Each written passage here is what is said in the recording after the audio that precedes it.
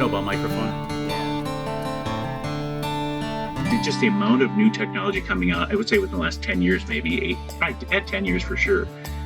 I mean, from all of the 80s and 90s and early 2000s, it wasn't, there wasn't that much difference. But the difference now compared to 10 years ago is the same since it was the 50s. We've dealt with. All right. Welcome to the Fine Homebuilding Pro Talk Podcast, our regular discussion with building industry professionals. This is Senior Editor Patrick McComb. Today I'm joined by Fine Homebuilding's newest Senior Editor, Mark Petersen. Editor. You can find the Fine Homebuilding... Thanks, Mark, for being on the show. You can find the Fine Homebuilding Pro Talk Podcast and the original Fine Homebuilding Podcast at finehomebuilding.com/podcast. You can leave feedback and ask questions there, too. It's good to have you on the show, Mark. Thank you very much for doing this, and I look forward to getting to know you better because you literally started with the brand just yesterday. Yesterday was my first day, indeed. And I bet that was full of all kinds of agonizing minutia of setting up passwords and doing HR forms and all that kind of stuff. You described it perfectly. Yes. So, can you please tell me how you got here? Do you have a journalism or a writing degree, or how did you come to be a construction journalist? You've been doing this for quite a while. Yes, and so many years ago, I started out with the intention of getting an English degree and actually becoming an English professor, and I was kind of working my way through my degree in the construction business. I was a siding contractor. And I got about 3 years through the degree, and I kind of went, this was in the early 90s, and I thought, you know what, I got to spend another how many tens of thousands of dollars, and I'll be making way less money and probably having less fun than I'm having now. So I kind of went off into the siding world full time and did that. Ended up working for a big, I ended up working for a big builder who we were doing like 300 to 500 houses a year. So in addition to my crew, I was out pounding nails every day. I had about anywhere from 5 to 7 crews at some point. So, and it was all starter homes. Yeah, it was all starter homes, so it was all little, track homes basically. So we could really crank them up pretty fast. And this was vinyl, I'm assuming?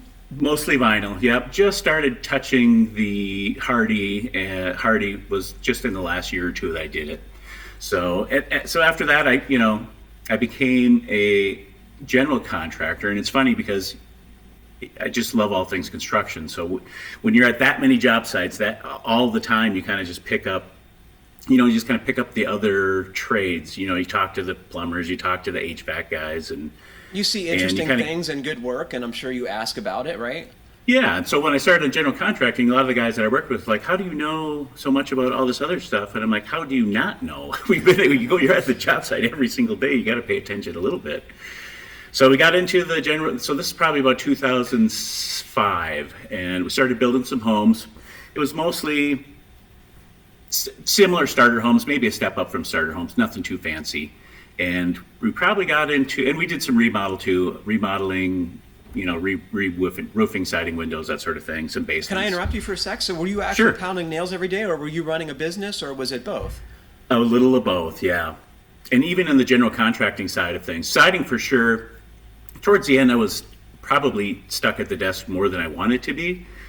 But yeah, both. And even when we became general contractors, we would kind of do the same things. So I had a partner at that, and we would do the same things. We would do what we wanted to do or what we had to do. If it was something like roofing, not so much, or something that was really hard work or not that fun. We like to do trim carpentry and flooring, so we would do it depending on our workload and depending on what was going on and the availability of subs and all that.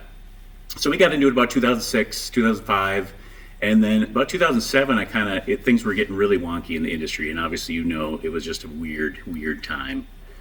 So I went back and went to night school and finished my English degree with the hopes of, maybe becoming a freelance writer on the side. That was kind of the only, I really didn't have any aspirations to become a full-time writer.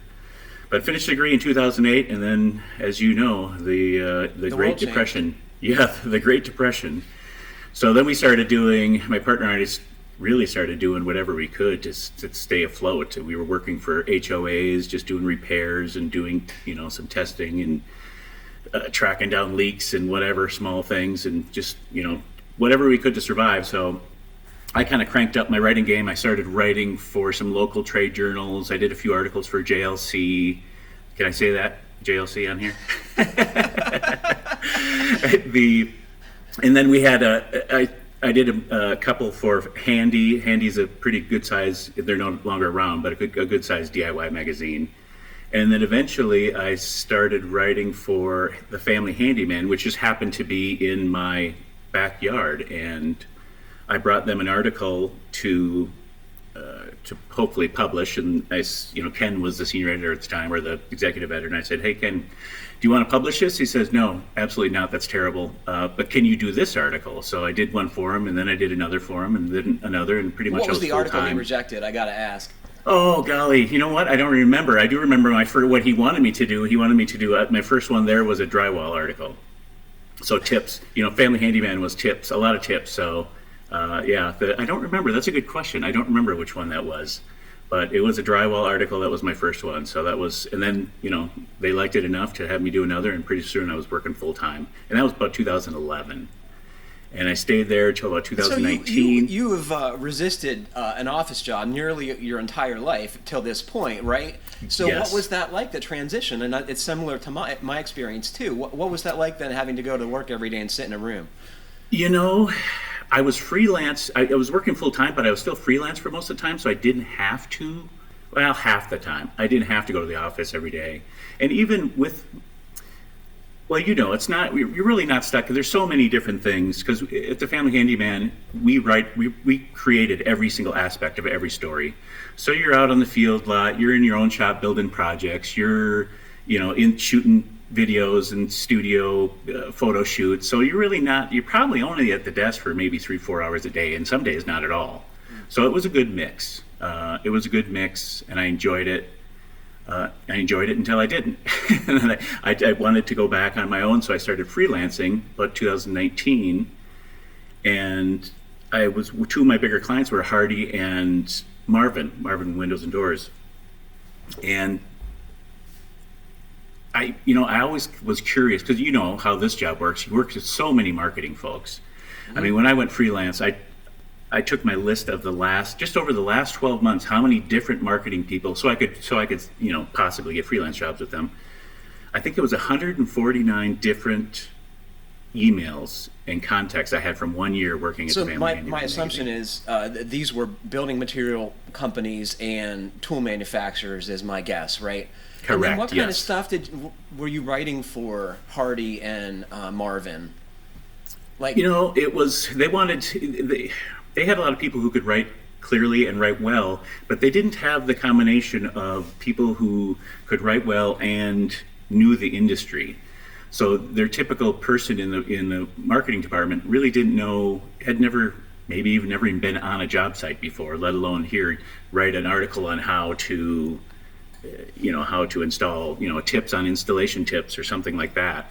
So I was writing anywhere from installation tips and proper flashing techniques for Marvin to, for Hardy, some homeowner geared things where what you can expect when you're looking to get your house resided, what can you expect the process is going to look like? So stories like that. So I was having fun doing that. However, I kind of wanted to see what the inside of a marketing department was like. And to be honest, I was getting a little bit lonely. I mean, working at home is good, but it was really, it was me and the dog in the shop and the computer, and that was it. Endless hours, right? Dozens of hours weekly, yeah. Yes, yep. So Marvin, a copywriter, they'd never had an in-house copywriter before, and that popped up about 2 years ago. So I thought, you know what, it'd be nice to work on a team again. And I did that, and 3 months later, then COVID hit, and I was back at home again. But it was still a little different, just because I got to work with. It was still a team on a daily basis. You have meetings. From my own experience, and I think Jeff would agree that this isn't too bad anymore, right? You get to talk to your coworkers, and it's I don't know, it's become the new normal, oddly. You also did a stint as a planning commissioner. Can you tell me what that was about? And that wasn't a full-time, that was just a part-time, every like 2 Tuesdays a month. So I lived in a town, probably about 20, I think we're about 30,000 people. So it's not a huge town.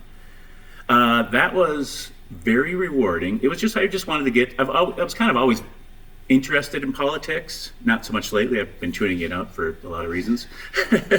But back in the day, I was kind of a political junkie, and I just wanted to get involved in some way. And I didn't have to get elected. It was appointed by the commissioners or the board of, the mayor, I think, actually had the final decision.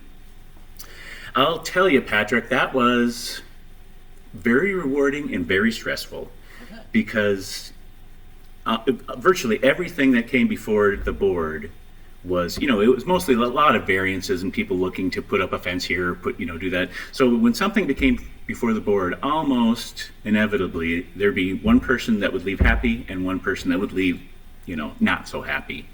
So it was really stressful, and finding the balance between, hey, it's my property, I can do whatever I want with it, to, this, what you want to do will affect your neighbor and their property values and their the greater good, right? Is what is more important, right? Yeah, so it was challenging, but fun. And I only did that for one term. I think it was 4 years. So was that a volunteer position, Mark, or was that? No, we got a per diem, but yeah, you weren't going to get rich. You were going to get rich doing it by any stretch. I'm sure. So yeah, rewarding and stressful, but yeah, it was a great deal of respect for people who work in civic committees, because that work is very important, and people do it for free and spend tons of time doing it. It is not a small commitment.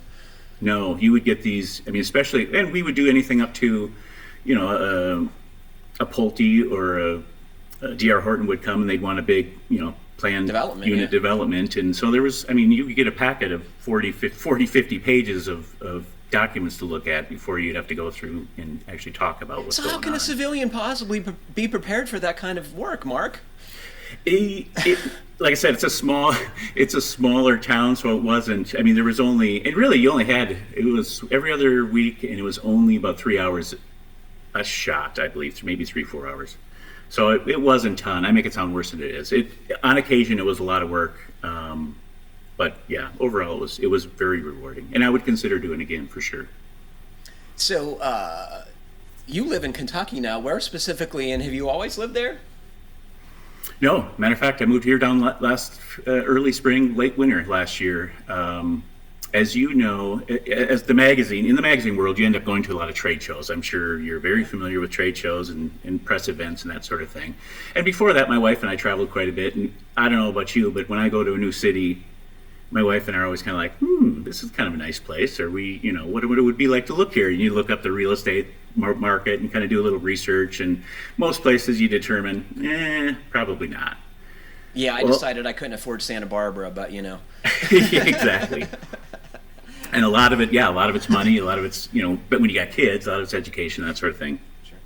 But my wife, all my kids are adults, and I was going to this show called the Green Industry Expo. I'm not sure if you've ever been to it, but it's landscaping, hardscaping, tools like that.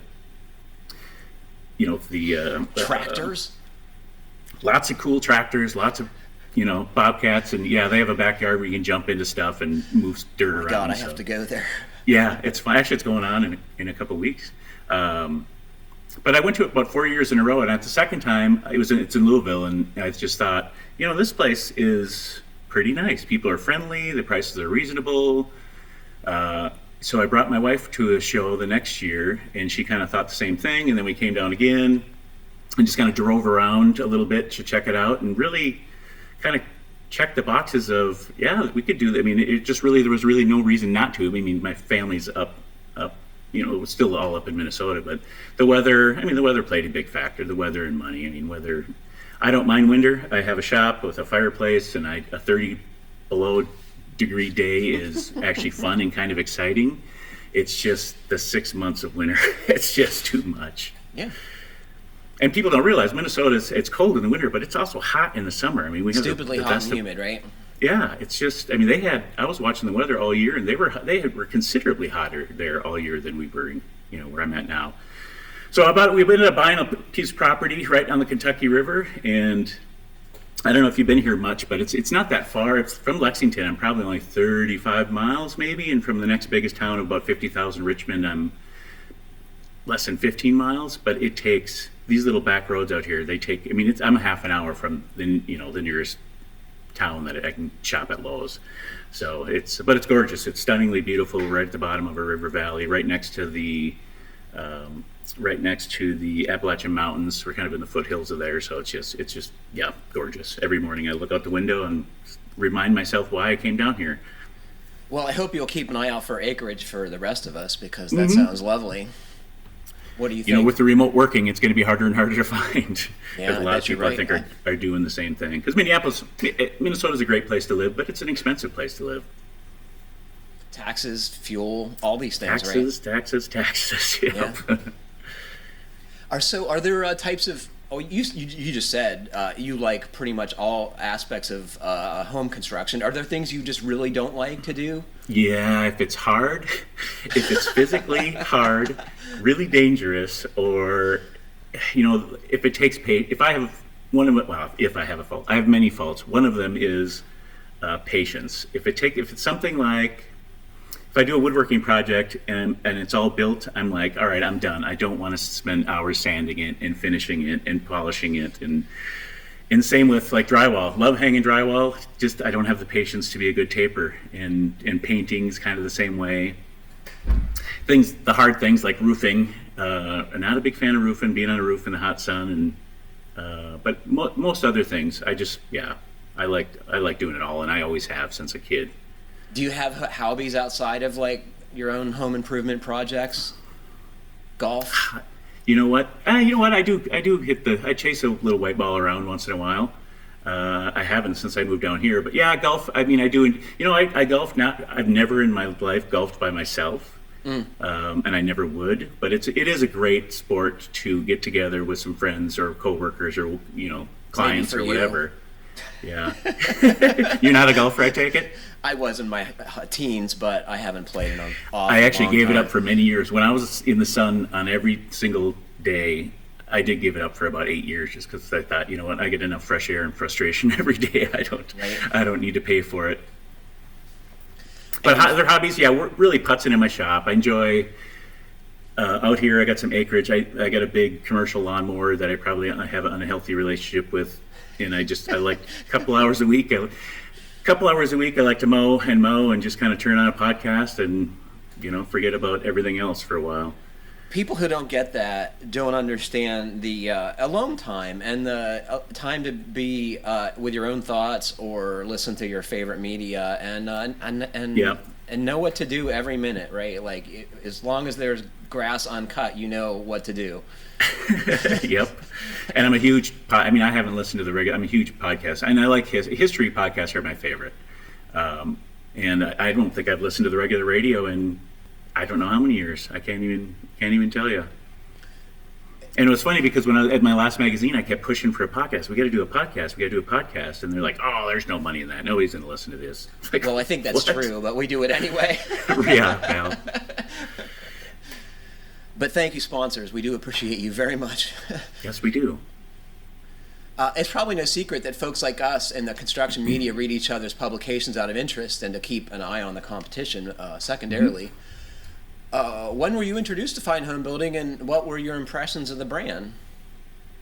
Well, I was an odd kid. I was in my, I think even my junior high years, I was watching Fine Homebuilding and New Yankee Workshop from start to finish. You mean This Old House? The TV show? Yeah. Yep. Yeah, me too. I think a lot of us. Yeah, and I probably started getting the magazines like JLC and Fine Homebuilding were probably my two go-tos. And I guess what distinguished Fine Homebuilding was just the quality, actually the physical quality of the magazine. I like the size, and it just feels quality, especially nowadays where a lot of other brands are just really chinsing out on just the feel and the look of the paper itself. And it's noticeable. Can I ask you, do you think people care about that, Mark? Or do they still? It's funny that you mentioned that, because one of my coworkers at my last, when he found out I was coming here, he goes, yeah, I get JLC and Fine Homebuilding, and one of the main reasons I like Fine Homebuilding, he says, just the size and the quality of the paper. So yeah, I think it's honestly it's out. It's a real deal. And the other thing of the content, of course, well, I always, I'm a visual guy, so Fine Homebuilding always had the best illustrations. Their illustrations were fantastic. And you invested, I know, because after working at Glass Magazine, I know how much those things cost, and they're not cheap. So to invest into that, I think was, it was a great idea, and that was a big draw. And then it was just a good combination of some hands-on, common sense, practical tips and how-tos, and you more than other magazines and outlets, you get more into the the new technology, the building science, I guess. So just good combination between those two things. Did you find it helpful when you were a young builder? Absolutely. I mean, when I started, there was no internet, so you did things the way. I mean, nowadays it's just. I mean, you could just. You still do it every day. Every project I have, I'm Googling some video of how to do something. And back in the day, you honestly... There was no other way to get information on the subject, right? The guy who trained you in, that's how you did it. And you figured out things along the way, and maybe somebody was building a house next door and was doing something a little different. And you would, other than that, it was magazines and trade magazines and TV shows. What do you think that are the biggest challenges for professional builders and tradespeople in today's building environment? And do you think Fine Homebuilding can help them, and how with these challenges? Well, yeah, the hardest, I would say the biggest thing. I mean, there's the cost of materials. They're coming down a little bit, but that's crazy. The lead times, that's killing everybody. But the number one, I would think, if you'd ask 100 builders, probably 100 would say they can't find good help. It's just nobody, and I don't know what the exact answer is, but it's hard to find trained, I mean, even not trained, even people to train in. I mean, not even people coming out of the trade schools, but just people who want to do this type of work, which to me has always been fantastic. I guess I don't understand it, and it's sad. I think part of it, we don't teach them in school. All the shop classes are closing down and getting mothballed. So I think what Fine Homebuilding does, which is fantastic, is the Keep Craft Alive program. I think that's I don't know how much more you can do besides just continually spread the message that, hey, the trades are a great career, and it's not probably what you think it is. So yeah, I would say that's the number one thing, and I think Fine Homebuilding does a better job than almost anyone at addressing that and kind of changing the stereotypes and encouraging people to. I mean, they're fantastic careers. I got three boys, and one is a computer programmer guy, and the other one is a low voltage electrician, and one is has his own painting business, and I'm proud as heck of all of them. And I think, yeah. Do you think they love the work, or was it a second choice? Like I hear so many people say, you wanted to be an English prof, and you didn't go very far down that path. I mean, you did, but you still wanted to be a builder. I hear that a lot, from the folks that run in our circles. Yeah, and I don't. So what was that? Run that question by me again. So your boys, was this their first choice? I actually. I mean, you know what? Maybe I'm guilty as all of them, but they work for me. They all worked for me when they were kids, And I did want them to get an education. So I really gave them the worst, most terrible jobs ever, and said, go to college. Did they hate you? Did you scar them for life? I have 3 boys, and they're so different. So some of them, I mean, I'm not going to name names, but some were just the best employees I had, and some just couldn't wait to get back in the truck and start heading home. Yeah. Yeah, but they all got a taste of it. So they're all, and even my computer, and he worked with me the least because I was getting out of it at that time. But even him, he just bought a house, and he did his old laminate flooring, with maybe a dozen phone calls back and forth. But yeah, he did it, and I was super proud of him. And when you see the final, you can just tell the pride and the. I'm sure he was beaming. Yeah, he was beaming. Yes, he was beaming. Yep. And he got to buy tools. That's always good. Oh my gosh, we'll have to talk later about that because I got some new purchases. your other two boys, they decided to do this as their first choice, because folks are going to make sure that I follow up with this question. Did they want to? They've done a variety of things, and I think they just, like me, they're a little bit, they just don't like doing the same thing over and over again. So both of them, like the low voltage, he was just at the Minnesota Gophers games underneath that big giant scoreboard thing, kind of tweaking anything that goes wrong with it. I mean, it's always a variety of things. One thing, and when you're a small business owner, like my painting son, he, it's not just painting, it's running the business, and it's that's strategy, more of it, right? Yeah, it's strategy, it's dealing with people, it's just it's a great, and they're all very happy, and I'm very happy that they're happy. That's really cool. And you have like low voltage and painter technicians in the family. That's pretty good. Yep, it is. I think you'd agree that home building and remodeling is a cyclical business. We touched on it in your career change earlier. Do you think the upcycle we're in will continue? And for how long? What's going on? You know what? I'm seeing a lot of the same things that I saw in 2007-ish. So if I had to guess, and I'm not an economics major by any, although that was a consideration. I do like economics, but I just don't foresee it going like this. It's unsustainable. I mean, just a quick story. My son bought a house less than a year, so it was last summer. And we were helping him, and it would have been a little bit longer than that. I was still there, so we were helping him. We were going to look at houses, and his first house, this is 30 miles west of the Twin Cities, so he's kind of a ways out there. And the first house we looked at, he offered the showings were booked for 3 days, and then they took offers, and the house was sold 3 days later. And he offered the asking price and not even close. Next house he looked at, same scenario, he offered $5,000 more, nothing. Next one, $10,000 more. The next one after that, $12,000 more, still nothing. And I think he ended up paying $18,000 more on the final house that he got. That's insane. He was still there, and there was still other bids that were close enough to where they had to negotiate. It was just, and this is not. I mean, these were. So, for example, the place that he bought, I bought my house in '98, and it was the same exact house, similar neighborhood. And mine was about $104,000, and this house that he bought was closer to $300,000.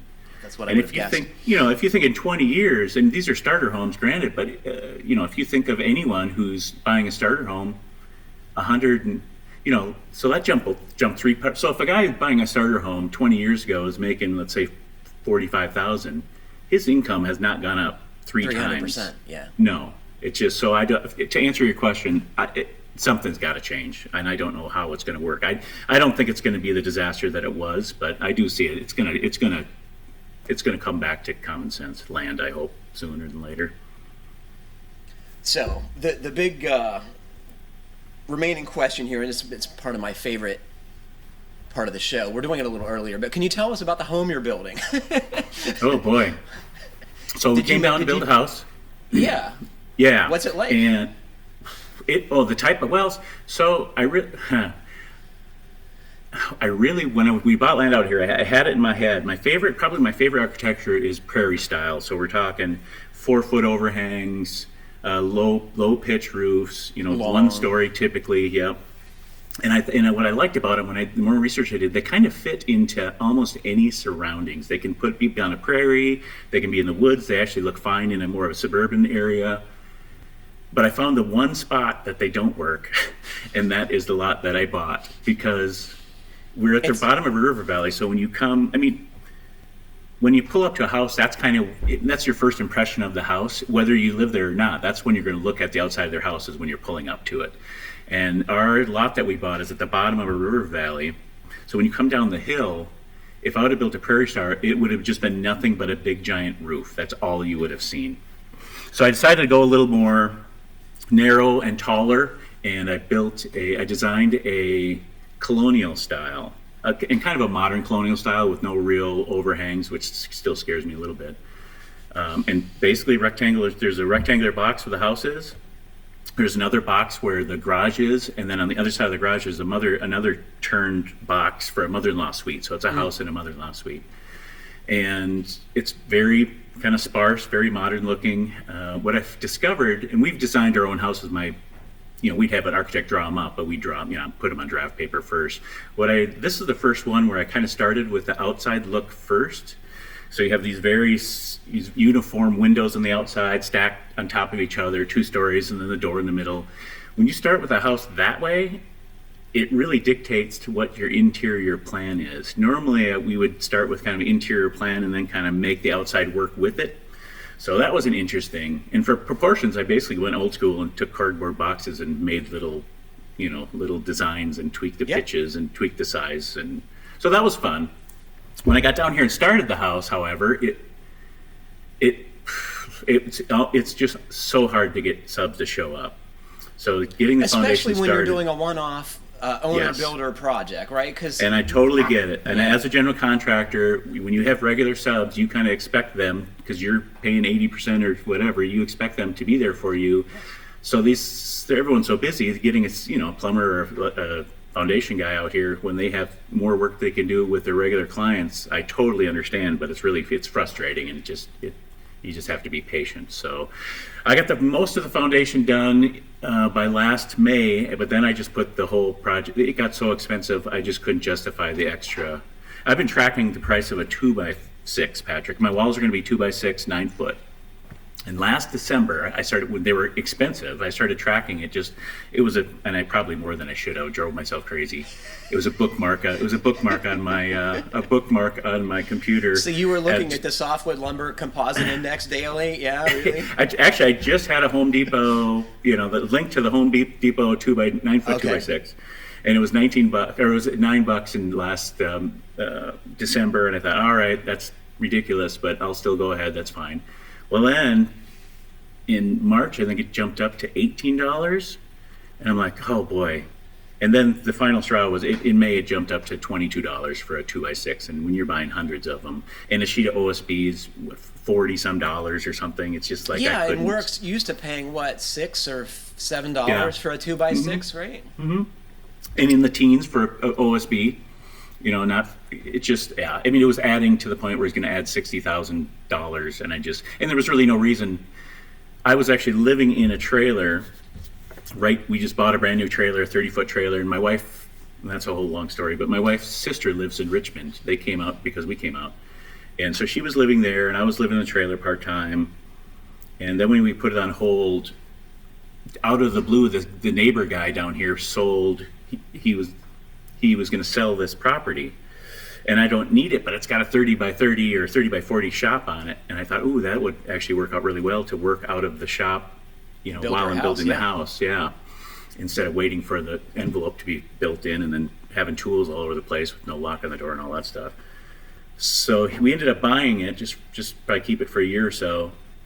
And it already had a septic system. It was roughed in for plumbing. So I built a permanent bathroom and a temporary bedroom. So this is our home for the next several months. So is it a post-frame building, or is it more It's a post-frame building.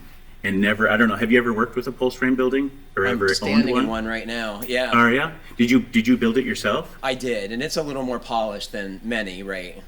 It was what I've been finding. You almost have to frame them in anyway, just to hang cabinets. I see you have drywall in the background there. So it's like, did you save any money from that? I mean, no. Or would you do? Yeah, because I'm thinking, well, sure, they're cheap to throw up, but if you got to throw out all the interior walls and it's like, man, you might as well just start with the stick frame to begin with. Oh, you do get the tall ceilings, which is nice. It makes it a little and you get easier. the post frame like timber elements if you leave them exposed some places, and I don't know. For me, it was real handy because, unlike lifting 20-foot long walls, the parts are pretty small. It's easy for a single person to build one of these, I would say. So you do. So at my house, what I plan on doing, the only things I plan on doing in my house, I just don't have the bandwidth to do everything. That's just impossible. I wouldn't be able to work and do that at the same time. So I'm really going to do two things. I'm going to do things that are fun, like some trim carpentry and hanging windows and that sort of thing. And the things that I really don't trust other people to do, right. like installing windows, because this is not going to have any overhang. So the whole envelope has to be really buttoned up and done. Are you doing like a self-adhered WRB for your exterior? No, I'm probably just going to go. It's weird down here because in Minnesota it's so different because you build all the houses are built for cold to keep the cold out basically, and in the South it's opposite. Keep the warmth out. Kentucky's right smack dab in the middle. So if you talk to people about vapor barriers and it's just this odd, yeah. So and you really don't like really high end windows, super tight, this and that. It doesn't matter as much down here because the climate is so mild, so much calm. So like a zip system, I looked into like a zip system, but honestly, I'll probably just go OSB and Tyvek. I've always been a fan. I like the higher. Permeate. As a siding contractor, we went through several different WRBs and had lots of problems with all of them except for Tyvek, just because it has such a higher perm rating than the others. Are you going to put vinyl on the outside of your house? No, I'd like to do. I'm a big fan of LP Smart Side. Yeah. But nobody really does it down here, so I'm going to do Hardy, just a 3-inch lap, or a 4-inch. They don't have 3. I'd do a 3 if they could, but they only have 4. And, and partial steel roof and partial steel, partial asphalt. So yeah, looking forward to it. If I get somebody to show up to actually build it, it'll be great. So it just stands with a foundation in the ground right now. Is that where you're at? Foundation's mostly done. I have a little more. I have a couple foundation-like retaining walls to do, and then it's partially slab on grade, partially crawl space. So So hopefully by the middle of next week, I'll be ready for slab work, maybe. Oh no, I won't, because I get the plumbers to show up. Yeah, so I'm probably 4 weeks away from pouring a slab. So as I recall, Kentucky has a majority of block foundations, or at least used to. Is that the case? Do people do poured concrete too? They do. I did block just because the contractors available did block. Yeah. And down here, because I do like, you know what? There's pros and cons to both, I guess. In Minnesota, it gets so cold and the frost depth goes, you can get frost depths of 5 feet in Minnesota. And when you have heavy clay soils, it is nice to have a beefier foundation because the pressure that exerts on the wet, especially the wet soils, but here it's not as bad. Frost goes down maybe a foot, maybe not at all. So it's not as big of a deal. But yeah, they do both down here. There's a lot of crawl spaces and a lot of slab on grades, which Minnesota didn't do a lot of. They're doing more now because the big builders are bringing that technique up. But boy, there was just no slab on grades and no crawl spaces in Minnesota for many, many years. It's just starting to become a thing. I'm guessing that's a response to the higher costs of other stuff, right? It needs to go down some other way, right? Yep.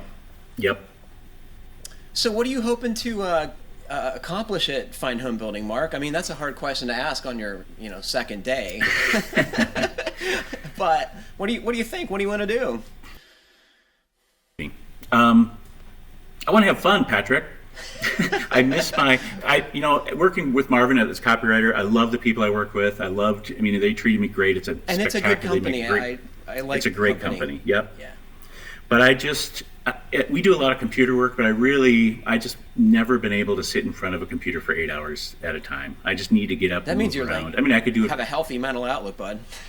Yeah. It's so I miss the trade shows and I miss the job sites and I miss the talking shop, and so having fun is up there, and I really I enjoy and learning about the new I'm learning about everything, all the new technology. It's so much funner now because it is just the amount of new technology coming out. I would say within the last 10 years, maybe 10 years for sure. Before, from all of the 80s and 90s and early 2000s, it wasn't, there wasn't that much difference. But the difference now compared to 10 years ago is the same since it was the 50s, right? It was the 50s. Yeah, from the 50s. Yeah, well, at least, for 20, 30 years, it was, the same. So I'm looking to enjoy that. I'm just looking to, I just really, part thing at Marvin I like to do was I got to interview these really smart and talented architects.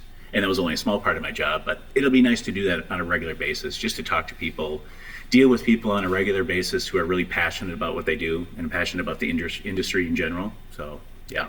So I don't know if Brian's told you, but he told me that he's hoping you'll be a regular, host of the regular podcast too. So this is a good way for folks to meet you and learn your specific interests and areas of expertise, which is kind of cool. Yeah, and it's funny about the expertise thing because it's so at the other magazine I would deal with I would deal with, one of my departments was pro tip. So I would go and I would talk to pro electricians and roofers and concrete guys. And when you do research for stories like that, because the family handyman, you did the whole story, you created everything. You basically become an expert, Yeah, at that time. Because when stuff's in print, it's forever. Yeah. And sometimes even the guys, even though they're more talented, you're coming to them and you probably know more about it because you just researched the heck out of it and they've just been doing it every day. But it's weird and kind of disappointing because people say, hey, remember that article you wrote 5 years ago? What was the deal on that? And it's like, geez, that was 5 years ago. I haven't done any concrete since then, So a lot of people think that we're experts on everything, and we know, and I think what we're, people like you and people would do it, what we're good at is really getting the information out of the true experts. That's true. I mean, and know enough about it as to ask the right questions, but yeah, a BS detector, right? That's the maybe the most important job we have. Yep, exactly. So, but yeah, I would love to do it. I mean, as I said at the beginning, sitting around talking shop and getting paid for it, that's a dream job in my book. It's hard to hate, I'll tell you. Anything you want to ask me about the gig here? I think this is my 11th year now, so I would like to know. I've listened to the podcast plenty, even before I started. I've heard little bits and pieces about your background. I heard maybe that you worked at a lumber yard, or you were. How did you get to become this an editor? Oh my God, it's a long story, Mark. It has got a lot of steps, but I went to college at the insistence of my parents to get a hands-on communication degree. That was in my school. One of the hands-on programs. So I did that and then got out of college and decided I did not want to sit in an office all day or behind a soundboard. And I went to work for Habitat for Humanity, and I did that for 5 years and met my wife. She was my girlfriend at the time, and she wanted to move back to Vermont where she was from. So that seemed like okay. And I got a job at a lumber yard for a few years, and that's how I met Don Jackson, the editor of JLC. And there was an interim step in there. I worked a year at a lumber yard, at a hardware store for a guy who told me he was going to make a town hardware store a destination for people to come from hundreds of miles around. And I was like, yeah, man, let's do that. And we butted heads almost immediately. So when he fired me, I called up my old friend Don Jackson and said, hey, man, are you still looking for an editor? And he had been bugging me for years before. Sure. But I was like, dude, I don't want to sit in an office and behind a keyboard. I just don't want to do that. It's not in my DNA. So I did that and thought I would work there until 2008, when the world changed, as you alluded to before, and Hanley Wood laid off half their editorial staff. And then short time later, I was freelancing for Justin Fink, and First Fine Woodworking hired me, and I thought I could love woodworking, even though despite my entire past life, I had always resisted that work because it's too fussy. And like you, when I'm finished building something, I want to move on, right? Yep. So it just wasn't a good fit for me. And then a position came open at Fine Homebuilding, and I've been running like heck ever since, man. Well, that's cool. Yeah, I can build a table or a dresser or a cabinet, but yeah, it's just so, I would rather have something that, in every project, the older I get, I'm a perfectionist at heart, but I've learned to embrace my mistakes. I figure every one of my projects has to have one really good mistake that I can embrace. Keeps you humble, right? Yes. So, but yeah, I'm like you. I like to do different. I've got if you want to follow me on Instagram, it's Quirky Builds, and the earlier ones show some of the goof. I just like building goofy stuff that sometimes involves welding, sometimes involve other weird moving parts and gears and. Oh man, you're gonna hit it off with Rob Wadzak. You guys are gonna be geeking out over the metalworking. Yeah. Yeah, I just got into that a little bit, and it's a lot of fun. But there again, I don't do it enough to be really good at it. So some professionals would see some of my god awful ugly welds and just shriek. You know what? You got to learn. I have little patience for people who are critical of someone who's learning. Right. Yeah, yep. Were you perfect the first time? I don't think so. No, exactly. I feel like, and I bet you will agree, that we are so fortunate to work with cool, interesting people at Taunton Press, and it is no small thing to enjoy your workplace and the people you work with, because you spend so much time doing it. And here, the work is important. What we do is very important to people, and shelter is a basic human need, and we've seen in recent history what happens when people don't have adequate houses, right? When they're built poorly. Exactly. Yeah, and it's nice to, like you said, working, doing something you want's one thing, and working with people that you can enjoy. Life's too short to be just miserable, being miserable by other miserable people. And when you're starting, everybody says, "Oh, do something you love," and that's great advice for somebody who's 50, or even 40. But when you're a young kid, you gotta take what comes along. You gotta pay the bills, right? You gotta pay the bills. Feed yourself and your family. It's pretty rare when people come out of the gate doing something that they love with people that they love. It's just not quite that easy. And even people who claim that they do that, they've probably been studying a lot longer than they are alluding to, right? This has been an interest that has gone back years, right? Right. Yep. And there's certain things you honestly and there's been certain times where you build something or whatever, and it's like, oh, I could probably do this for a living, and it's like, you know what, that would just take the fun right out of it. So you got to be careful too about turning your hobby into an income, because that can take the fun out of it. I'm sure a lot of our listeners to this show especially can relate to that. It's a whole different animal when you have to make a living at it and deal with all the competing interests that involves building homes.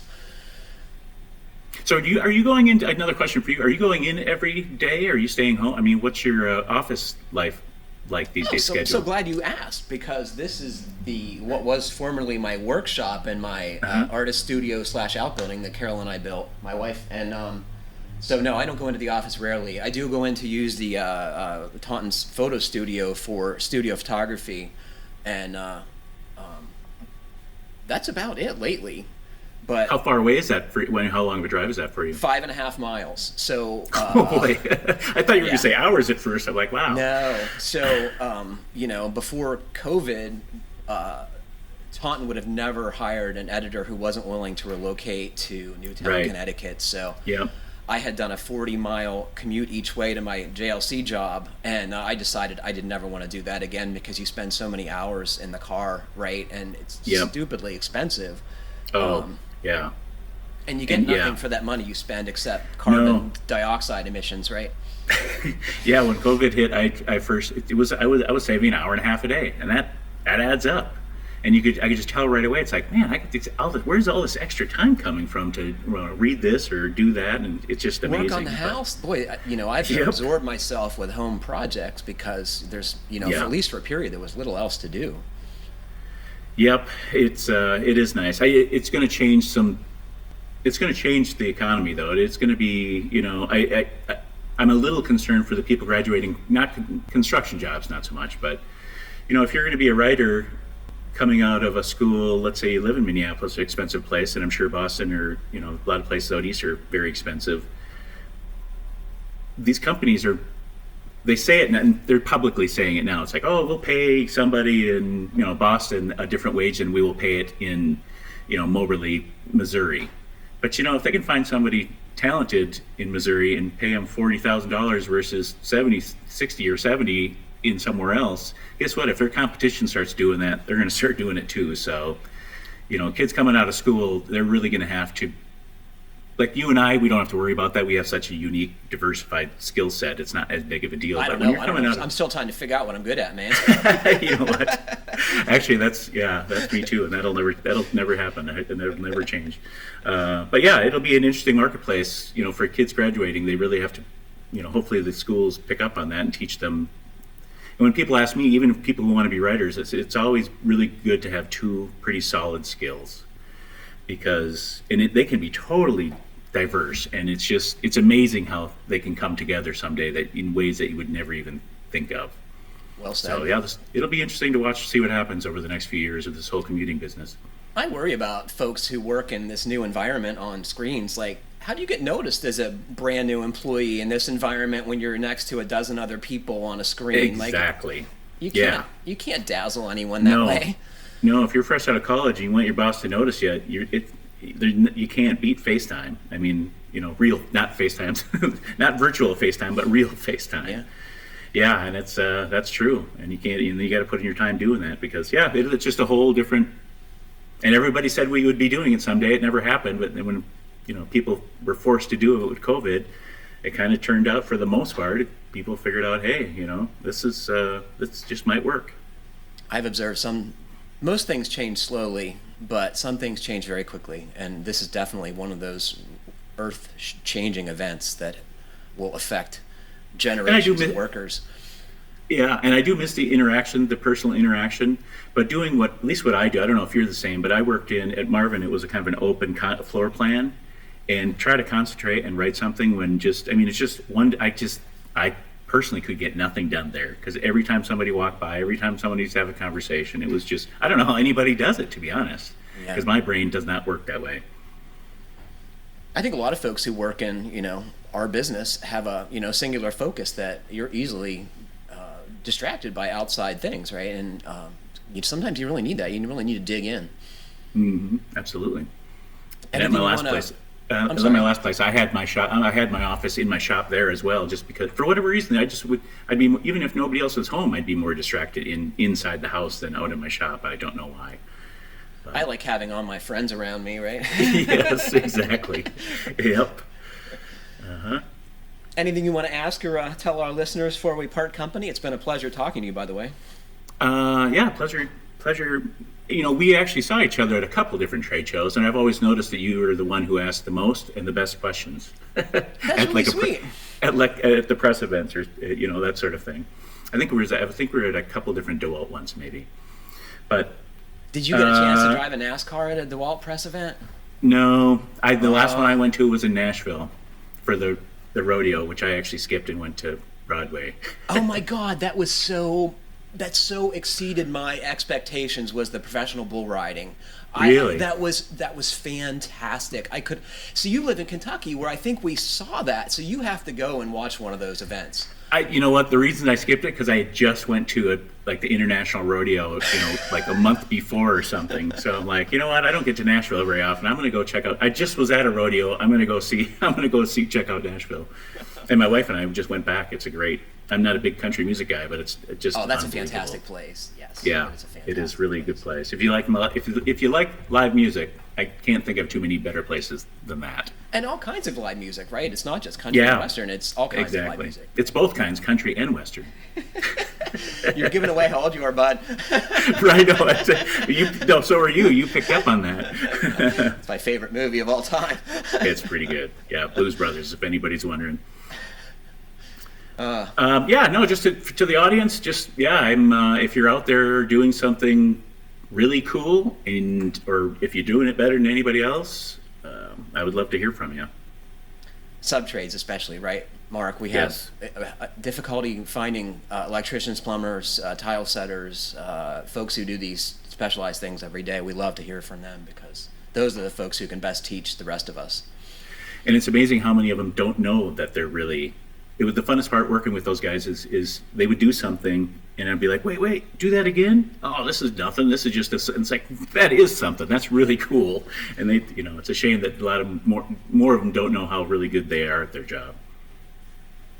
Well, I hope, we can help folks like that get more recognition. I want to encourage all of our listeners to listen to the 40th anniversary podcast with Mason Lord and Gary Katz, which was maybe some of the most thought-provoking content I have heard in recent memory. But Gary was talking about how society really looks down on trade work, and it as a result, it gave him low self-esteem.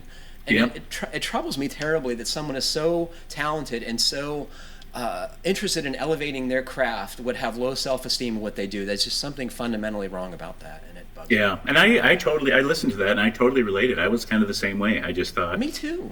And it was, it's not all in your head because you can kind of see when people, you go to a dinner party or whatever. It's like, oh, what do you do? Install siding. They're like, okay, next. I want them to, it's something needs to change. How we change it exactly, I don't know. But yeah, I relate. I listened to that. It was a great episode, and I totally related to what he was saying. Well, thanks to Mason and Gary for that, because that, that was equivalent to a philosophy class for me. It was very enjoyable. Well, I hate to do it, but unfortunately, that is all the time we have today. Mark, thanks a million for being on the show, man. Yeah, it was great. Does that mean we have to go do real work now? I'm going to put it off for at least an hour. All right. Thank you, Patrick. It was great. We'll talk soon, I'm sure. I can't wait, man.